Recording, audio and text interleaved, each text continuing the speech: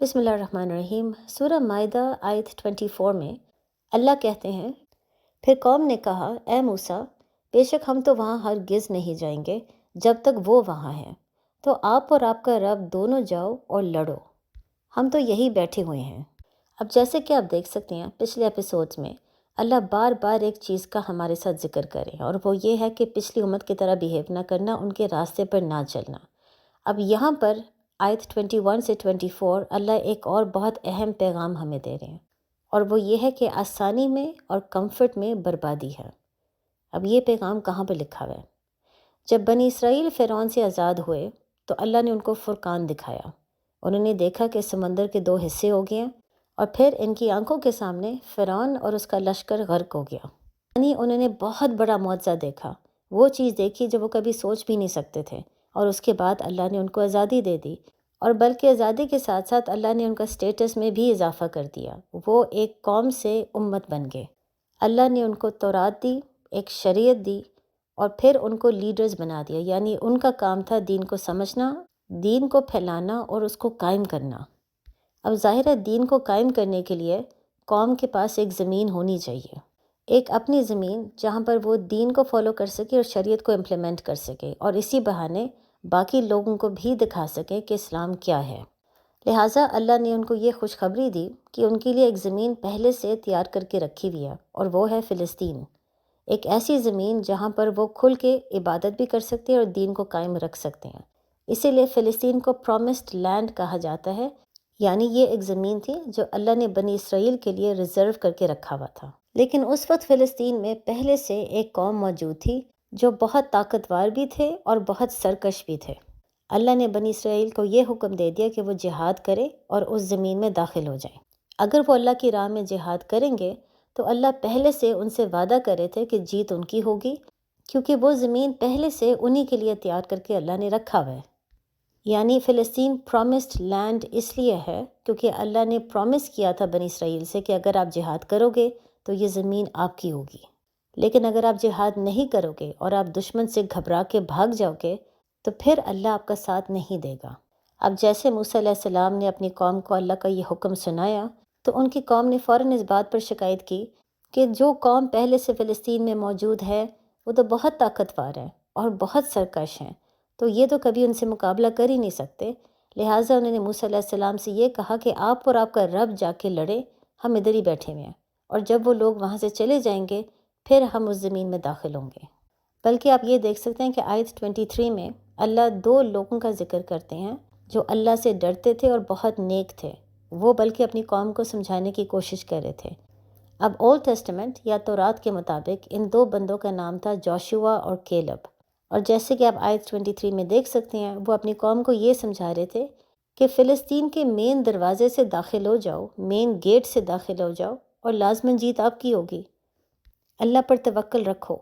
لیکن یہ تمام چیزیں سننے کے باوجود بنی اسرائیل نے انکار کر دیا جہاد کرنے سے، اور اسی بات پر قائم رہے کہ موسیٰ علیہ السلام اور ان کا خدا جا کے لڑے، وہ نہیں لڑیں گے۔ اب ظاہر ہے اس میں ہم چند سوال پوچھ سکتے ہیں۔ پہلی تو یہ بات ہے، جب جوشوا اور کیلب اپنی قوم سے بات کر رہے تھے جو پہلے سے جہاد سے بہت زیادہ گھبرا رہے ہیں، تو وہ یہ کیوں کہتے ہیں کہ سب سے بہترین اسٹریٹجی یہ ہے کہ فلسطین میں مین دروازہ یا مین گیٹ سے داخل ہو جاؤ؟ یہ کس قسم کی اسٹریٹجی ہے؟ ظاہر ہے جب آپ کی قوم پہلے سے گھبرا رہی ہے جہاد سے تو ایسی بات سن کر ان کے اندر ہمت اور طاقت کیسے آ سکتی ہے؟ دوسرا سوال ہم یہ پوچھ سکتے ہیں، جب بنی اسرائیل نے 400 سال تک فرعون کا ظلم برداشت کیا تو کیا یہ جہاد نہیں تھا؟ کیا فرعون کی قوم ایک سرکش قوم نہیں تھی؟ تو جب بنی اسرائیل اس سے پہلے 400 سال تک جہاد کرتے آ رہے تھے تو اچانک وہ جہاد سے کیوں گھبرا گئے؟ بلکہ وہ جہاد زیادہ مشکل تھا۔ یوسف علیہ السلام سے لے کر موسیٰ علیہ السلام تک 400 سال تک اللہ نے کوئی پیغمبر ان کو نہیں بھیجا، یعنی ان کے پاس کوئی پیغمبر نہیں تھا، اس کے باوجود وہ فرعون کا مقابلہ کر رہے تھے، اس کے باوجود وہ روز سروائیو کرنے کی کوشش کر رہے تھے اور فرعون کا ظلم برداشت کر رہے تھے۔ تو وہ جہاد تو زیادہ مشکل تھا۔ یہ جہاد جو اس وقت اللہ ان سے مانگ رہے تھے یہ تو زیادہ آسان ہے، کیونکہ اس وقت آپ کے پاس پیغمبر بھی ہے اور اللہ بھی آپ کے ساتھ ہے، تو اب وہ کیوں گھبرا رہے ہیں؟ تیسرا ہم یہ سوال پوچھ سکتے ہیں کہ اللہ یہ تمام باتیں اس وقت ہم سے کیوں کر رہی ہیں، جب ہم جانتے ہیں سورہ نساء اور سورہ مائدہ میں قانون، شریعت اور حق کی باتیں ہیں۔ سب سے پہلی یہ بات ہے کہ جوشوا اور کیلب بنی اسرائیل کو یہ سمجھانے کی کوشش کر رہے تھے کہ فلسطین ایک ایسی زمین ہے جس کا وعدہ اللہ ان سے کر چکے ہیں۔ جب اللہ ان سے ایک وعدہ کر رہے ہیں، اس کا مطلب ہے کہ زمین لازماً انہی کو ملے گی۔ انہوں نے صرف داخل ہونا ہے، یعنی مین دروازہ یا مین گیٹ سے اس شہر میں داخل ہونا ہے، اور اس نیت سے داخل ہونا ہے کہ وہ اللہ کی راہ میں جہاد کرنے کے لیے تیار ہیں۔ آٹومیٹکلی جیت ان کی ہو جائے گی۔ یعنی یہ ہو سکتا ہے اللہ دشمن کے دل میں اتنا خوف ڈال دے کہ دشمن ویسے بھاگ جائے کہ بنی اسرائیل کو لڑنے کی ضرورت ہی نہ پڑے۔ اسی بہانے بنی اسرائیل کو اجر بھی ملے گا اور لڑے بغیر ان کو زمین بھی مل جائے گی۔ لہٰذا جوشوا اور کیلب یہ بات کر کے بنی اسرائیل کو ایک اسٹریٹجی سمجھانے کی کوشش نہیں کر رہے تھے، وہ ان کو یہ سمجھا رہے تھے کہ صرف آپ نے داخل ہونا ہے اس نیت سے کہ اللہ آپ کے ساتھ ہے اور آپ جہاد کے لیے تیار ہو، اور خود بخود جیت آپ کی ہو جائے گی۔ لیکن پھر بنی اسرائیل اچانک جہاد سے اتنا زیادہ کیوں گھبرا گئے کہ وہ کسی کی بات نہیں سن رہے تھے، نہ موسیٰ علیہ السلام کی، نہ جوشوا اور کیلب کی۔ جب آپ کی زندگی میں ایز اور کمفرٹ آ جائے تو آپ کا نفس مزید پاورفل ہو جاتا ہے، دنیا کی لالچ آپ کے اندر آ جاتی ہے، اور پھر اس نفس کو قابو میں رکھنا بہت مشکل ہو جاتا ہے۔ اس کے بدلے جب انسان غریب ہوتا ہے اور اس کے پاس زیادہ کھانے پینے کے لیے چیزیں نہیں ہوتی تو نفس کو قابو میں رکھنا زیادہ آسان ہوتا ہے۔ اسی لیے جب یہودی فرعون کے انڈر تھے تو وہ بہت غریب تھے، نہ ان کے پاس پیسہ تھا، نہ آزادی تھی، نہ کوئی حقوق تھے، اور کسی قسم کا کمفرٹ نہیں تھا۔ وہ بس ہر دن یہی سوچتے تھے کہ سروائیو ہم کیسے کریں۔ اور اس وقت ان کا جہاد اتنا زبردست تھا کہ اتنی مشکل برداشت کرنے کے باوجود وہ صرف ایک خدا کی عبادت کرتے تھے۔ فرعون کو انہوں نے خدا ماننے سے انکار کر دیا تھا، اور تمام بت جو اس وقت مصر میں تھے، بنی اسرائیل نے ان تمام بتوں کی پوجا کرنے سے انکار کر دیا تھا۔ لہٰذا آپ یہ دیکھ سکتے ہیں کہ ان کے پاس آزادی اور حقوق اور کمفرٹ نہیں تھا، لیکن وہ بہت بہادر تھے۔ لیکن اس کے بعد جیسے ہی ان کو فرقان کے ذریعے آزادی ملی تو سورہ بقرہ میں اللہ ذکر کرتے ہیں کہ سب سے پہلے انہیں موسیٰ علیہ السلام سے ایک بت کی فرمائش کی۔ اب یہ بہت عجیب بات ہے کہ جس قوم نے 400 سال تک کسی بت کی پوجا نہیں کی، بتوں کے خلاف کے، وہی قوم آزادی ملتے ہی ساتھ بت کی فرمائش کیوں کر رہے ہیں؟ یہ کیسے ہو سکتا ہے کہ اسی قوم کے اندر اچانک بتوں کی محبت اتنی زیادہ آ گئی کہ انہوں نے ایک گائے کی پوجا کرنا شروع کر دی؟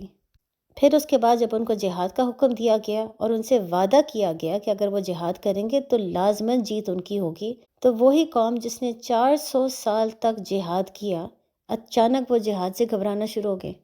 مسئلہ یہ تھا کہ آزادی ملتے ہی ساتھ بنی اسرائیل کی زندگی میں آرام اور کمفرٹ آ گیا۔ یعنی جب وہ صحرا میں تھے اور ان کو بھوک لگتی تھی تو اللہ نے ان کے لیے منّا سلویٰ بھیج دیا۔ جب ان کو بہت پیاس لگی تو اللہ نے 12 چشمے ان کو دے دیے تاکہ ہر قبیلے کے پاس اپنا پانی پینے کا ذریعہ ہو۔ پھر جب ان کو گرمی بہت لگتی تھی صحرا میں تو اللہ نے بادل بھیج دیے۔ یعنی اللہ نے انعام کے طور پر ان کی زندگی میں اتنے زیادہ بلیسنگز بھیجے۔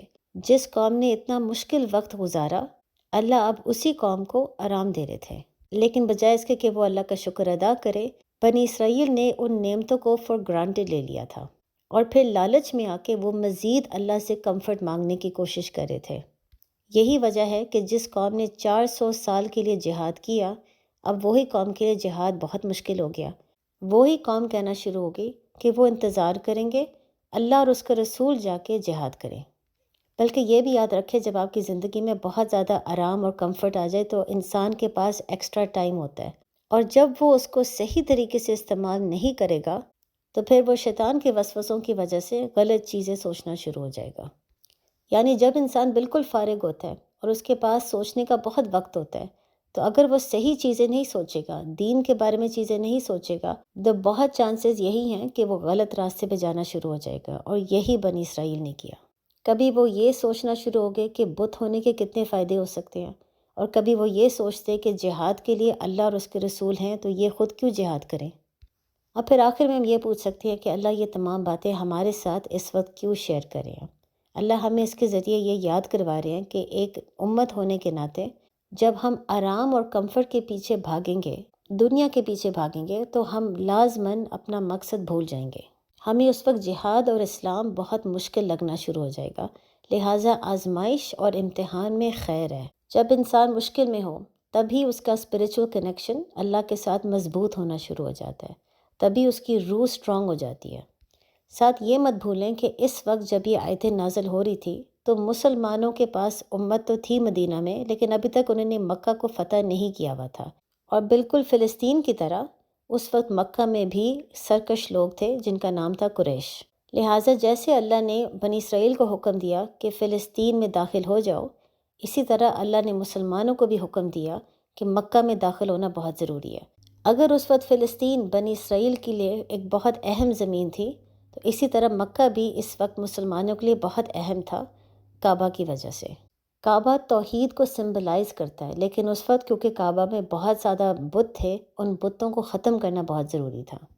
اب بالکل ایسے ہی جیسے بنی اسرائیل شروع میں گھبراتے تھے فلسطین میں داخل ہونے سے، وہ ان لوگوں سے نہیں لڑنا چاہتے تھے، اسی طرح بہت سے مسلمان تھے جن کا ایمان کمزور تھا اور وہ قریش سے لڑنا نہیں چاہتے تھے۔ بلکہ اب بعد میں تفسیر میں یہ بھی پڑھیں گے کہ حدیبیہ کے وقت پر قریش اور مسلمانوں کے بیچ میں ایک امن کا معاہدہ ہوا تھا، وہ صرف 1 سال تک رہا۔ اس کے بعد قریش خود ہی اس معاہدہ کے خلاف گئے۔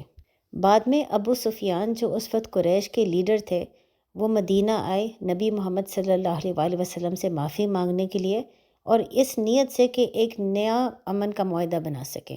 نبی نے آگے سے انکار کر دیا کیونکہ اللہ کا حکم آ گیا ہوا تھا کہ اب مکہ کو فتح کرنا بہت ضروری ہے، اور جب نبی نے انکار کیا تو بہت سے مسلمان جن کا ایمان کمزور تھا وہ اس بات پر خفا ہو گئے، کیونکہ وہ جانتے تھے کہ اس کے بعد جہاد کا حکم آنے والا ہے، اور وہ جہاد قریش کے ساتھ نہیں کرنا چاہتے تھے۔ لہٰذا بالکل ایسے ہی جیسے اللہ نے جوشوا اور کیلب کو بھیجا، جنہوں نے بنی اسرائیل کو سمجھانے کی کوشش کی کہ اس زمین میں داخل ہو جاؤ، اللہ کی راہ میں جہاد کرنے کی کوشش کرو، خود بخود وہ زمین آپ کو مل جائے گی۔ اللہ نے وہ زمین آپ کے لیے تیار کر کے رکھی ہے۔ اسی طرح اللہ نے مسلمانوں کو بھی سمجھانے کی کوشش کی، بلکہ سورہ ممتحنہ آیت 7 میں آپ دیکھ سکتے ہیں کہ اللہ مسلمانوں کو یہی بات سمجھا رہے تھے کہ ہو سکتا ہے آج جو آپ کے دشمن ہیں وہ کل کو آپ کے دوست بن جائیں۔ یعنی اس بات سے اللہ ان کو یہ سمجھانے کی کوشش کر رہے تھے کہ ہو سکتا ہے جو آج قریش آپ کا دشمن ہے، کل کو وہ سارے لوگ مسلمان ہو جائیں، آپ کو بلکہ مکہ میں جنگ کرنے کی ضرورت ہی نہ پڑے۔ آپ جب مکہ میں داخل ہو تو قریش اتنا گھبرا جائے، اتنا ڈر جائے کہ وہ آپ سے لڑنے کے لیے تیار ہی نہ ہو، اور اصل میں ہم جانتے ہیں کہ ایسا ہی ہوا۔ لہٰذا آپ یہ اس وقت کے مسلمانوں میں بھی چیز دیکھ سکتے ہیں کہ جہاں پر انہوں نے جنگ احد، جنگ بدر، جنگ خندق میں حصہ لیا، حدیبیہ تک وہ چلے گئے، اب اچانک وہی لوگ مکہ کو فتح کرنے کے لیے کیوں گھبرا رہے ہیں؟ وہی لوگ قریش کا سامنا کرنے سے کیوں گھبرا رہے ہیں؟ کیونکہ جیسے حدیبیہ میں امن کا معاہدہ ہوا تو ان کو تھوڑی دیر کے لیے آرام ملا، کمفرٹ ملا، اور بالکل بنی اسرائیل کی طرح کچھ لوگوں کا ایمان کمزور ہونا شروع ہو گیا۔ لہٰذا ان تمام چیزوں میں اللہ ہمیں یہ بات سمجھا رہے ہیں کہ آرام، دنیاوی چیزیں یا مٹیریلسٹک چیزوں کے پیچھے نہ بھاگیں۔ جب آپ بھاگیں گے آپ کا کنیکشن اللہ سے خود بخود کمزور ہونا شروع ہو جائے گا، آپ کے لیے اسلام اور جہاد بہت مشکل ہوگا۔ آہستہ آہستہ آپ اپنی زندگی کا مقصد بھول جائیں گے، آپ یہ بھول جائیں گے کہ امت ہونے کے ناطے آپ کا کام تھا اقامت دین، دین کو قائم کرنا، دین کو پھیلانا۔ لہٰذا یہ جو قانون، ریچولز اور شریعت اللہ ہمیں بتا رہے ہیں، اللہ ہمیں مشورہ نہیں دے رہے کہ اگر ہم چاہے ہم انہیں فالو کریں، چاہے تو چھوڑ دیں۔ اللہ ہمیں یہی سمجھا رہے کہ ان چیزوں پر قائم رہیں۔ ہر قانون میں، ہر ریچول میں ایک جہاد ہے، جیسے ہر رشتے کو قائم کرنے میں بھی جہاد ہے، یعنی حقوق اللہ اور حقوق العباد دونوں میں جہاد ہے، دونوں میں مشکل ہے اور مشکل میں ہی خیر ہے۔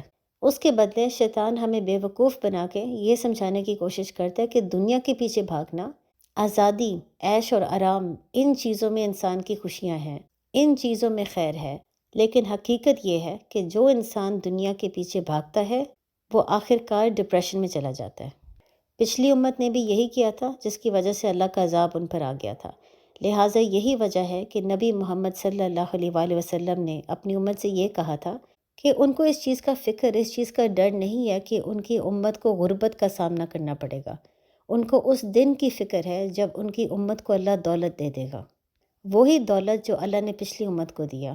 پھر وہ لالچ میں آ کے مزید دنیا کے پیچھے بھاگیں گے، بالکل ایسے ہی جیسے پچھلی امت نے کیا، اور پھر وہ برباد ہو جائیں گے ایسے ہی جیسے پچھلی امت برباد ہو گئی تھی۔ السلام علیکم۔